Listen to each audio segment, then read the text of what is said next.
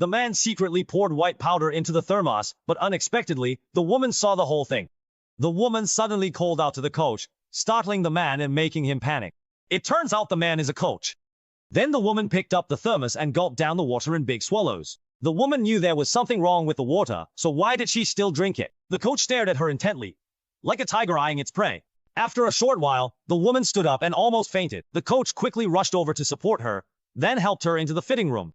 The woman immediately snapped back to full alertness. She climbed up, took out a piece of tape, then pulled out a small knife and taped it around her waist. The woman forced herself to stay conscious, then pretended to look very weak again. At this moment, a man came over to ask about her condition. With the help of both people, she safely left and was then helped into a car to sit down. The man hurriedly asked about her health. After the woman assured him that she was fine, he finally felt relieved and left. Suddenly, the woman grabbed the man, but it was only to thank him. After giving her some advice, the man left. The coach pretended to show concern and asked how the woman was doing. The woman said she still felt unwell, so the coach decided to take her home. At this point, the woman really couldn't hold on any longer and fainted. After a short while, the woman suddenly woke up from her coma. Just then, the coach walked over, and the woman was so frightened that she immediately began to beg for mercy. Immediately after, the coach used tape to blindfold her, then left without looking back. The woman struggled with all her might and managed to kick off her shoes. To her surprise, there was a small knife hidden inside one of them.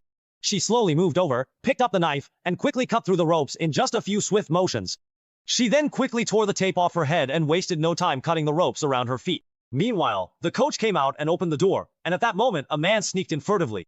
It turned out the man was the coach's accomplice. The two of them were in cahoots, discussing how to deal with the woman. After the two finished discussing, the coach then took the man to see the woman. Hearing movement, the woman quickly tied herself up again with the rope.